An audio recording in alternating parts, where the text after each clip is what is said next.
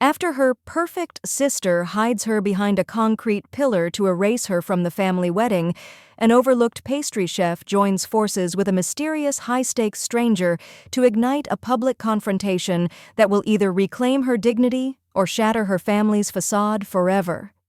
The rough, white-painted wood of the pillar bit into my shoulder as I watched my sister Susan trade vows through a narrow gap in the flowers. I was the family secret they'd tucked away in the back row to keep their wedding photos perfect. My heart thudded against my ribs like a trapped bird, and my stomach was a knot of cold acid until a man in a charcoal suit took my hand, looked me dead in the eye, and promised to help me tear the whole charade down. Stick around, because by the end of this, you'll witness the exact moment the invisible sister finally stepped out of the shadows, and how a single, devastating toast from a powerful stranger turned my sister's big day into a public reckoning she never saw coming. The smell of souring yeast and industrial-strength floor cleaner clung to the back of my throat. It was 4:12 a.m. The air in the bakery was a thick, humid weight that made my skin feel tacky. I stood over the stainless steel prep table, my wrists aching with a dull, rhythmic thrum as I punched down a massive mound of dough. Every time I moved, the fine white dust of King Arthur flour billowed up, coating my eyelashes and settling into the creases of my apron. My world was small, measured in grams and Celsius. I pressed my thumb into the dough, feeling the elastic snap of the gluten. It was the only thing in my life that responded exactly the way it was supposed to. If I did the work, the bread rose. If I stayed focused, the honey lavender croissants came out of the oven with a shatter-crisp crust that tasted like a summer morning. There were no surprises here. No hidden traps. By the time I clocked out at 2 p.m., my Red Wing boots felt like they were made of concrete. The Denver sun was a blinding, aggressive white as I stepped onto the sidewalk. My head throbbed behind my eyes, a sharp, stabbing heat that usually meant I'd spent too much time near the deck ovens. I walked the 3 blocks to my apartment, my shoulders hunched, breathing in the scent of hot asphalt and car exhaust. I reached for my mailbox, the metal door screeching against the frame. Tucked between a flyer for a window washing service and a late electric bill was a heavy, cream-colored envelope. The paper was thick, expensive enough to feel like cardstock. My heart gave a single violent kick against my ribs. Even before I saw the elegant gold embossing, I knew what it was. It didn't smell like the city or the bakery. It smelled faintly of Susan's perfume, a sharp, cloying floral scent that always made my stomach turn. I carried it inside, leaving my flour-dusted boots by the door. My apartment was quiet, the only sound the erratic hum of my old refrigerator. I sat at the small wooden table, my fingers trembling just enough to make the envelope rustle. I didn't use a letter opener. I slid my thumb under the flap, and the sharp edge of the paper sliced into my skin. A tiny bead of bright red blood blossomed on the cream surface, staining the gold ink. The wedding was in June, 3 months away. Just seeing her name in that perfect, looped script made my throat tighten until it was hard to swallow. The somatic memory of last Thanksgiving hit me like a physical blow to the solar plexus. I could still feel the weight of the pumpkin cheesecake in my hands, the one I'd spent 48 hours perfecting, ginger snap by ginger snap. I remembered the way my mother's eyes had slid right over it, landing instead on the store-bought apple pie Susan had tossed onto the table in its cheap cardboard box. "Oh, Nicole, you always try so hard," my mother had whispered, her voice a thin blade of pity. "But Susan's pie is so traditional, so..." Right. I stared at the bloodstain on the invitation. It looked like a warning. Susan wasn't just getting married, she was orchestrating a performance, and as I looked at the formal language, the summons to an upscale resort I couldn't afford, I felt the familiar, cold ache of being an uninvited guest in my own family. My palms were damp, my breathing was shallow, coming in short, jagged bursts. I was her only sister, yet the invitation felt like a restraining order. It was a request for my presence, but a demand for my silence. I closed my eyes, and for a second I could almost feel the cold shadow of a pillar blocking my view. I didn't know then that the shadow would become real. I just knew that the golden child was about to have her moment, and I was expected to disappear into the background like a smudge of flour on a white wall. The air inside my mother's house smelled of rosemary and old judgment.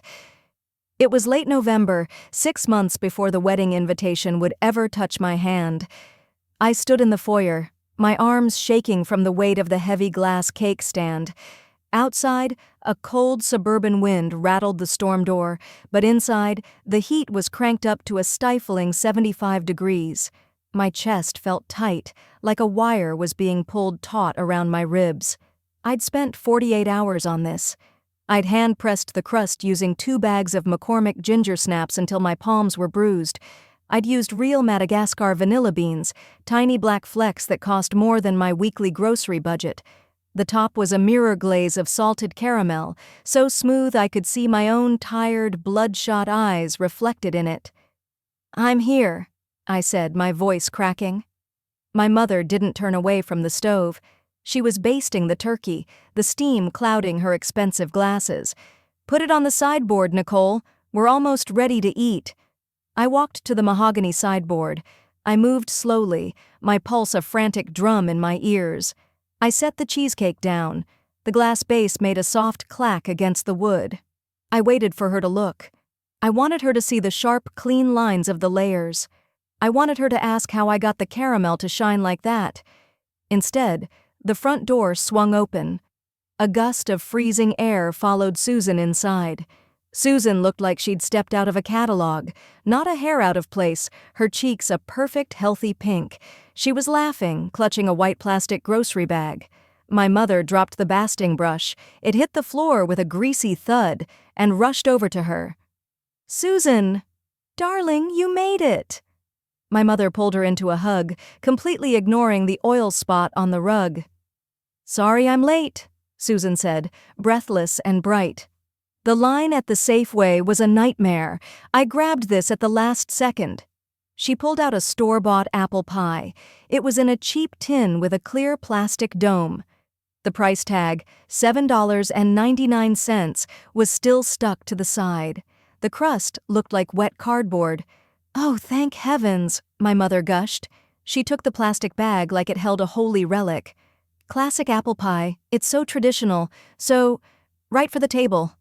My mother walked toward the sideboard. She didn't even pause.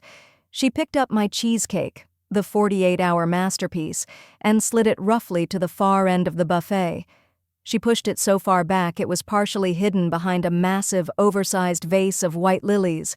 Then she placed Susan's $8 pie right in the center, directly under the light of the chandelier.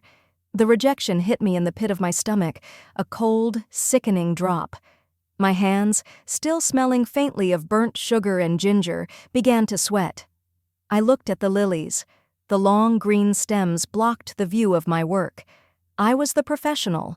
I was the one who actually knew the chemistry of food, the heat of the ovens, the grit of the trade. But in this room, I was just the daughter who tried too hard. "Sit down, everyone," my mother announced, her back to me. "Susan, tell us everything about your promotion. We've been dying to hear." I sat at the far end of the table, my throat feeling like it was closing up. I looked at the sideboard. From where I sat, the lilies completely obscured my cheesecake. It was already gone. I was sitting at the table, breathing the same air, but I had already been erased. I looked at Susan. She didn't look back. She was too busy basking in the glow of being the right daughter. My heart felt like a lead weight in my chest. I picked up my fork, but my appetite was dead. I realized then that I could bring the sun down from the sky, and my mother would still prefer Susan's flickering matchstick. It wasn't about the cake. It was never about the cake. It was about where I was allowed to stand, and according to my mother, that place was always in the shadows. I picked up my phone, the screen smudged with a ghostly fingerprint of flour. My heart was a frantic, uneven mess in my chest, slamming against my ribs like it wanted out. I tapped Susan's name. The line clicked open on the 4th ring. I didn't hear a hello. I heard the sharp, rhythmic tink-tink-tink of a silver spoon hitting china. "Nicole? Make it quick. Gregory and I are at the club with his parents. "We're choosing between the sea bass and the wagyu," Susan said. Her voice was thin and cold like a sheet of metal. "I got the note, Susan. The one about the pillar." My voice sounded thick, like I was trying to talk through a mouthful of dry wool. My stomach did a slow, nauseating roll. "Oh, that. Don't be dramatic," she sighed. I could practically see her rolling her eyes, checking her reflection in a polished spoon. "Gregory's father is the CEO of Bennett Health. His board members are taking up the first 5 rows. Your family, Nicole. You're supposed to be the one person I don't have to worry about impressing? I'm your sister, not a piece of equipment you can just shove into a corner." The clinking stopped. The silence on the other end was heavy, suffocating. "Listen to me," Susan whispered, her voice dropping into a sharp, jagged hiss. "Gregory's parents have a certain image of us. They think we're refined. They think my family is as successful as his. I told them you were a high-end culinary consultant. If you show up looking like you just crawled out of a flower bin, you'll make me look like a liar." My pulse spiked, a hot flash of heat crawling up my neck. "A consultant? I'm a baker, Susan. I work. I have flour under my fingernails because I actually build things." "Exactly," she snapped, "which is why it's better if you stay behind that pillar. In fact, I already told the Vances you probably wouldn't make it. Something about a last-minute contract in Paris. If you do show up, you stay in the back. You stay quiet. If Gregory's mother sees you, just tell her you're part of the catering staff's management team. It's easier that way." The world seemed to tilt. The kitchen floor felt like it was falling away. She wasn't just hiding me, she was erasing our bloodline for a seat at a table that didn't want us. "You told them I wasn't coming?" I asked. The words were small, sharp. "It was for the best. Gregory is a regional director, Nicole. He's moving up. I won't have you dragging us down with your starving artist routine. Wear the navy dress. Stay out of the photos. Gregory doesn't even know you're in the state." She hung up. The dial tone was a flat, mocking scream in my ear. I lowered the phone, my hand shaking so hard I almost dropped it. I looked at the flour on my jeans, the peeling linoleum, the memory of that $8 apple pie. Susan didn't just want me out of sight. She wanted me dead to her world. I felt a cold, hard resolve settle in my gut, replacing the fear. If she wanted me to be a ghost, I'd be the kind that haunted her. Gregory Vance didn't know I existed yet, but by the time I was finished, he wouldn't be able to forget me if he tried. The invisible sister was done playing dead. I was coming for her wedding, and I was bringing the truth with me like a razor in my pocket. The mountain air was thin and sharp, smelling of pine needles and expensive mulch. I parked my dented Honda at the far end of the gravel lot, as far away from the gleaming Range Rovers and Porsches as I could get. My palms were slick against the steering wheel, leaving damp patches on the leather. I took a breath, the cold air stinging the back of my throat, and looked at my hands. The flour was gone, scrubbed away until my skin was raw and pink, but I could still feel the phantom weight of the rolling pin in my palms. I walked toward the main lodge of the Pinecrest Resort. The stone walls were massive, and the floor-to-ceiling windows reflected the jagged peaks of the Rockies. I felt small. I felt like a smudge of grease on a silk sheet. I followed the gold-lettered signs to the bridal suite. My heart was a heavy, uneven thud against my ribs, making it hard to catch a full breath. I reached the heavy oak door and paused. From inside, I heard the sharp, bright pop of a champagne cork, followed by a chorus of high-pitched laughter. It was a sound of belonging, a sound I didn't recognize. I pushed the door open. The room was a chaos of white lace, curling irons, and the cloying scent of hairspray and mimosas. There were 6 of them, 5 bridesmaids and Susan. They were all wearing matching sage-green silk robes with their names embroidered on the back in delicate silver thread. Jessica, Courtney, Megan, Sarah, Taylor. Susan sat in the center of the room, her hair pinned up in a complex crown of braids. She looked radiant. She looked like the center of the universe. The laughter died the second I stepped onto the plush cream carpet. 5 pairs of eyes tracked me, scanning my simple navy dress and my scuffed heels. I felt the heat rise in my neck, a hot, prickly rash that I knew was turning my chest bright red. "Nicole," Susan said. She didn't get up. She didn't even smile. She just looked at me through the vanity mirror. "You're early." I thought I could help," I said. My voice was thin, rattling in my chest. I looked at the rack of sage-green dresses hanging by the window. There were 5. Only 5. The invitation said the wedding party was arriving at noon. One of the bridesmaids, a blonde woman I'd never seen before, leaned over to whisper something to the girl next to her. They both smirked. The girl next to her took a long sip from a crystal flute, her eyes never leaving mine. "The wedding party is all set, Nicole," Susan said, her voice dropping into that metallic, perfect tone. She picked up a lipstick tube, Chanel, the exact shade of a crushed rose. "I told you on the phone. These are my daily circle. It would have been awkward to shove you into the photos just for the sake of it." My stomach felt like it was being twisted by a cold hand. I looked at the floor, at the stray sequins and the discarded tissue paper. I realized then that there was no robe for me. There was no sage-green silk. I wasn't even a backup. "Right," I whispered. My throat was so dry it felt like I'd swallowed a handful of flour. "I just thought as your sister—" "Nicole, please," Susan snapped, finally turning to face me. The light from the window hit her eyes, making them look like hard green glass. "Don't make this about you. Today has to be perfect. Why don't you go find your seat? The staff is still setting up the arbor. You'll be out of the way there." She turned back to the mirror, dismissing me like a waiter who had brought the wrong order. The laughter started up again, lower this time, muffled by the sound of a hairdryer. I backed out of the room, my face burning as if I'd stood too close to the deck ovens for too long. I closed the heavy oak door, and the sound of the inner circle was cut off. I stood in the quiet hallway, my heart hammering a jagged, lonely rhythm against my ribs. I wasn't just hidden, I was erased. I turned and walked toward the stairs, my heels clicking loudly on the stone floor. I didn't go to the lobby. I went straight out to the ceremony site, looking for the one place Susan had reserved for me. I was heading for the pillar. The sun was a sharp, uncaring glare overhead as I stepped onto the perfectly manicured lawn of the Pinecrest Resort, the scent of fresh-cut grass mixed with a cloying, heavy cloud of white lilies.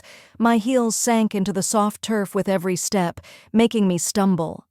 I felt like an intruder on a movie set. I reached the rows of white folding chairs. They were arranged in a wide arc, facing a massive wooden arbor draped in silk and roses. I started at the front. Row 1 was for the Vances. Their name cards were printed in gold, resting on plush velvet cushions. Row 2 was for my mother. I saw her name, Mrs. Eleanor Miller, typed in a font that looked like it belonged on a royal decree. I kept walking. My pulse was a dull, heavy throb in my temples. Row 5, row 10. The chairs became simpler, the cushions disappearing.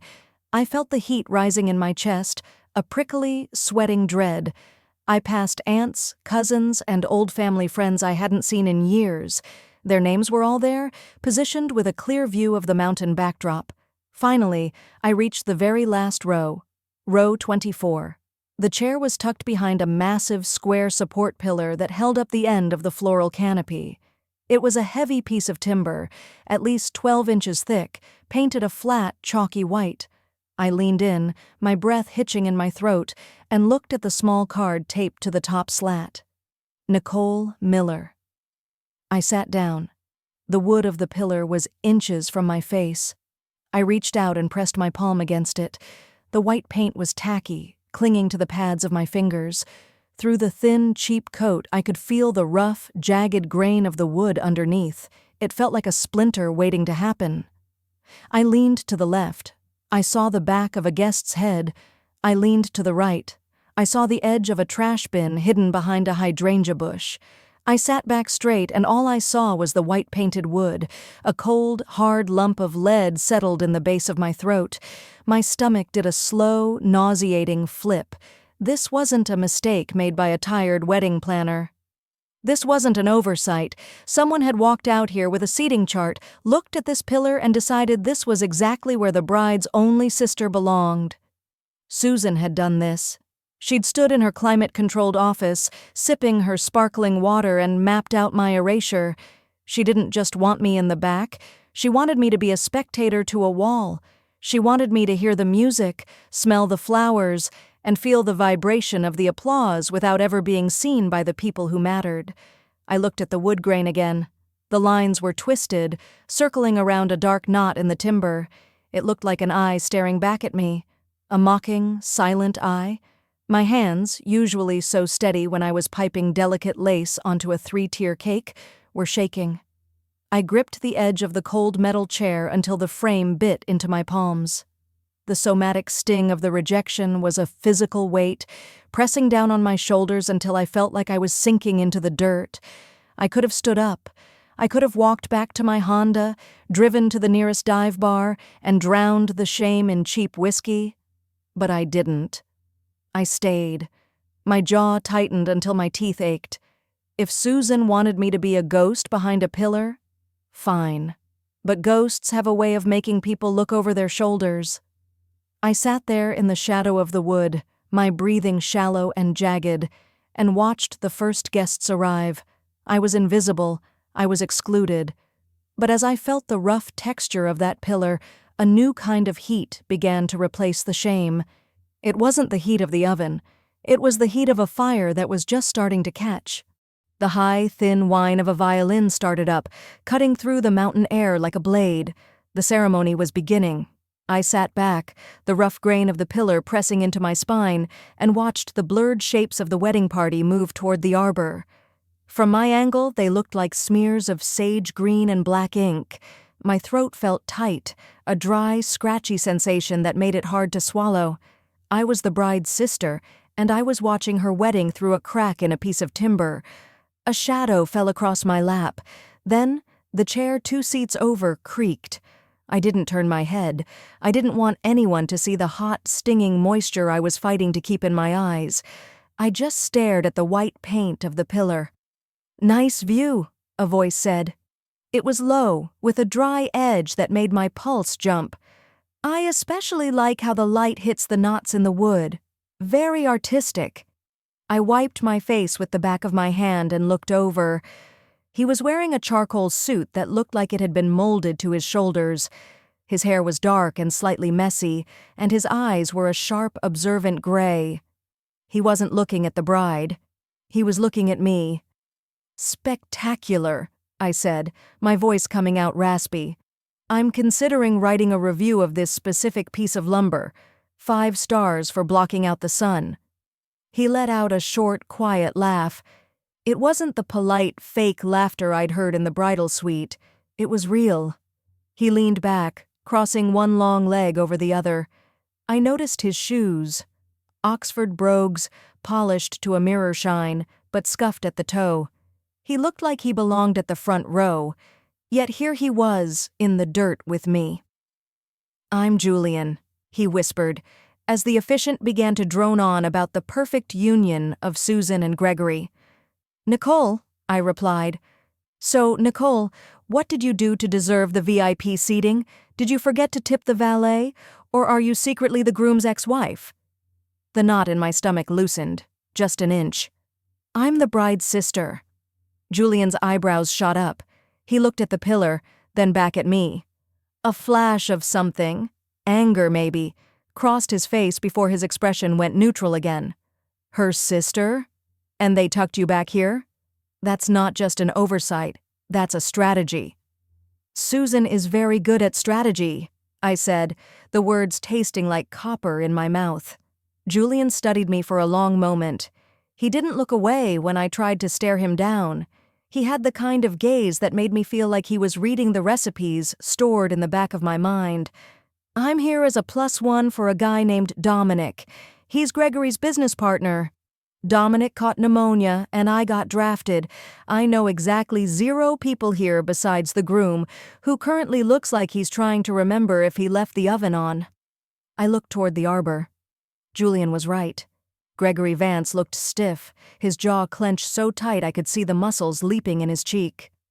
"I have a proposal," Julian said. He leaned closer, and I caught the scent of cedar and cold rain. "The cocktail hour is next. It's going to be full of people pretending to be important.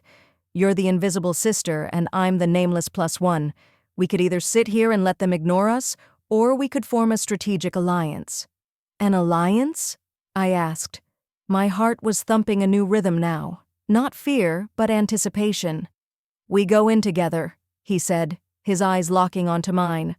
"We eat their expensive appetizers, drink their best bourbon, and we make them wonder why the most interesting people at this wedding are the ones they tried to hide." Before I could answer, the crowd erupted into applause. Susan and Gregory were kissing. The ceremony was over. Julian stood up and held out his hand. His palm was broad, his fingers steady. I looked at his hand, then at the white pillar that had been my only companion for the last hour. I reached out and took it. His skin was warm, his grip firm. For the first time since I'd received that cream-colored invitation, I didn't feel like a ghost. "Let's go," I said. The pavilion was a glass-walled cage, filled with the clink of ice and the low hum of people who had never worried about a rent check. The air smelled of crushed basil, sea salt, and expensive gin. Julian didn't let go of my arm. He led me toward the bar, weaving through the clusters of sage-green bridesmaids and men in navy suits who looked at me, then looked through me. My heart was a heavy rhythmic thrum in my throat. I felt the sweat prickling under the collar of my navy dress. I wasn't supposed to be here. I was supposed to be a shadow behind a pillar, but Julian's grip was a warm, solid weight that kept me grounded. "2 gin and tonics, heavy on the lime," Julian told the bartender. He didn't wait for a response. He handed me a glass. The condensation was immediate, slick and freezing against my palm. I took a long swallow. The gin was sharp, a medicinal burn that cut through the cloying sweetness of the mountain air. "You're shaking," Julian said quietly. He moved us toward a small high-top table at the edge of the stone terrace. "It's the altitude," I lied. "It's not the altitude. It's the fact that your sister just tried to bury you alive in the back row." He took a sip of his drink, his gray eyes scanning the room. "Why? You're a pastry chef. You build things. You're the only person in this room with a real job." I looked down at my glass, watching a lime wedge bob between the ice cubes. To my mother and Susan, I'm the disappointment. I live in a 400-square-foot walk-up in Denver with a refrigerator that sounds like a lawnmower. I have flour under my fingernails and burn scars on my forearms. Susan lives in a world of silk and glass. She told the Vances I'm a high-end consultant from Paris who couldn't make it. I'm a lie she told to keep her wedding perfect. The admission felt like a lead weight dropping into a well. My stomach did a slow, painful twist. I waited for him to look away, to realize he'd hitched his wagon to the wrong sister. Instead, Julian leaned in. The scent of cedar and rain on his suit was stronger now. My business associate, Dominic, was supposed to be here. He's the one who actually handles Gregory's account. He's the one Gregory is trying to impress. Dominic got sick, and I got sent in his place because I'm the guy they call when they need someone to look the part, while they do the dirty work. "So, we're both fakes?" I asked. A small, jagged laugh escaped my lips. "No," Julian said. His voice was a low, dangerous vibration. "We're the only real things in this room. Gregory is terrified of Dominic's firm. He spent the last 6 months trying to prove he's established enough for the next merger. That's why he's marrying into your family. He thinks the Millers are old money and flawless reputation." I looked across the room. Susan was laughing, her head tilted back, her hand resting on Gregory's arm. She looked like a queen. But from this distance, I could see the way Gregory's eyes kept darting toward the entrance, searching for someone, searching for Dominic. "He's looking for a ghost," I whispered. "He's going to find me instead," Julian said. He reached out and touched the rim of my glass with his. Clink. The sound was sharp, like a bone breaking. "And I'm going to make sure he sees you standing right next to me." The somatic chill of the ice in my hand suddenly felt like power. The disappointment was standing in the light, and for the first time the heat in my chest wasn't shame. It was a fuse. The double doors of the grand ballroom swung open, and a wall of heat hit me, a thick, suffocating mix of expensive diptyque candles, roasted prime rib, and the sharp ozone scent of 100 industrial hairdryers. The light from the crystal chandeliers was aggressive, shattering against the Waterford glasses on every table until my eyes throbbed. I stopped at the edge of the plush, champagne-colored carpet. My heart was a frantic bird trapped in my ribcage, beating so hard I felt the vibration in my teeth. I looked for the seating chart. It was a massive slab of frosted glass on a gold easel. I didn't even have to look at the top. I scanned the bottom, near the floor. "Table 28, I whispered, my voice caught in the back of my throat. I saw my name. Table 28 was shoved into the far corner, right next to the service doors where the waiters would be slamming in and out all night. It was the invisible table, the purgatory for people Susan wanted to forget. I started to turn toward the shadows, but Julian's hand was a warm, heavy anchor on my elbow. He didn't move. "What are you doing?" I hissed. My palms were slick with sweat. "I'm in the back, by the kitchen." Julian didn't look at the glass board. He looked straight ahead at the raised head table where Susan and Gregory were already sitting like royalty on a stage. "Table 28 doesn't exist for us, Nicole. We're with the Vances." "Julian, no, I can't." "Strategic alliance," he reminded me. His voice was a low, smooth vibration that somehow calmed the shaking in my knees. "Remember? You're with me." He stepped forward, and I had no choice but to follow. Our feet made no sound on the thick carpet as we began the long walk toward the front. It felt like miles. We passed table 20, then table 15. I felt the eyes of my aunts and cousins drilling into my back. I saw my mother at table 3, her mouth dropping open as I glided past her. She clutched her pearls, her face turning a blotchy, panicked red. The air got warmer the closer we got to the stage. I could smell the lilies on the head table now, cloying and sweet like a funeral. Julian stopped at table 2. It was directly beneath Susan. The centerpieces were twice as large here, and the place cards were hand-calligraphed in heavy gold ink. He pulled out a chair for me. "Sit," he commanded softly. I sat. The velvet of the chair was cold against the backs of my legs. I was so close to the head table I could see the individual pores on Gregory Vance's nose. He looked down at us, his brow furrowing in confusion. He leaned over to Susan, whispering something. I looked up. Susan was mid-laugh, her hand gracefully holding a crystal flute of Moet. Then her eyes shifted. She saw me. The change was somatic. Her smile didn't just fade, it died. I watched the color drain from her face, leaving her skin a sickly, chalky white that matched her dress. The glass in her hand trembled. A single drop of champagne spilled over the rim, dark and wet against her white silk glove. Her eyes went from perfect bride to predator in a heartbeat. She looked at me, then at Julian, her nostrils flaring. She was trapped. She couldn't scream. She couldn't have me removed without making a scene in front of Gregory's parents, who were sitting right next to us.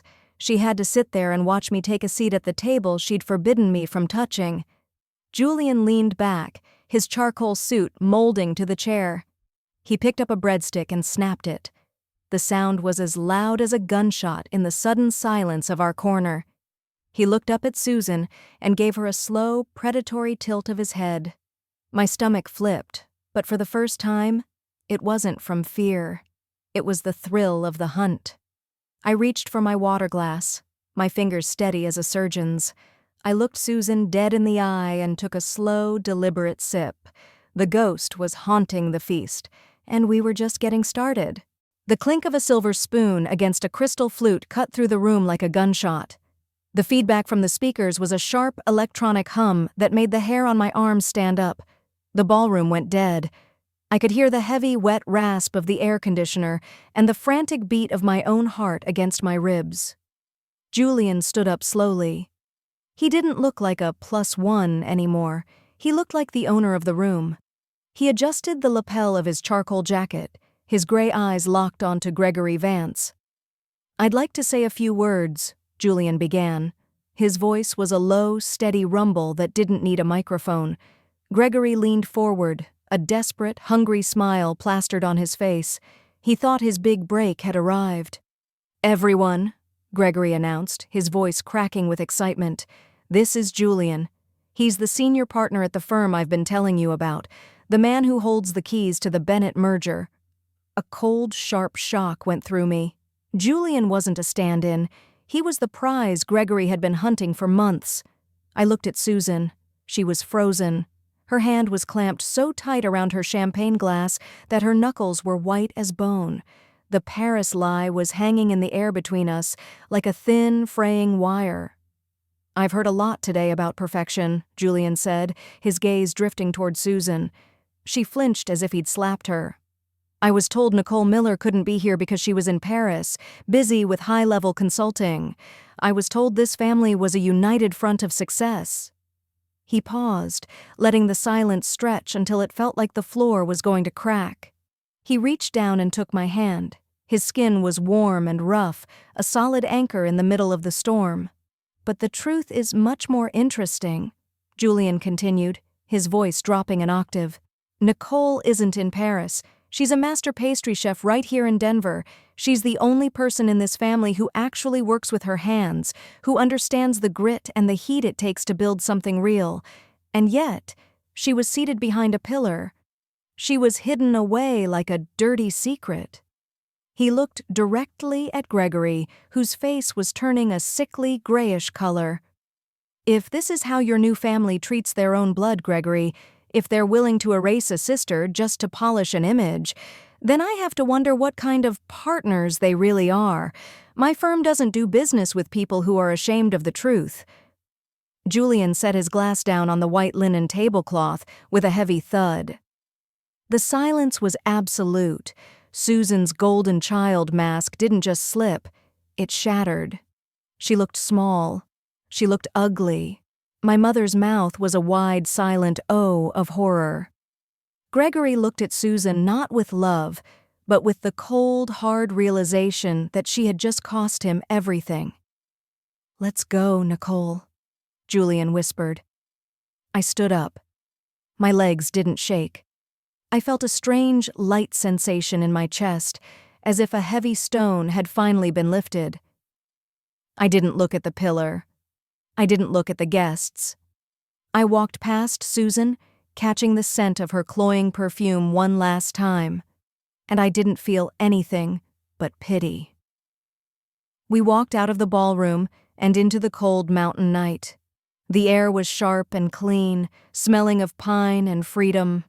Behind us, the perfect wedding was a chorus of angry whispers and slamming doors. I was no longer a ghost. I was Nicole Miller. And for the first time in my life, I was exactly where I belonged.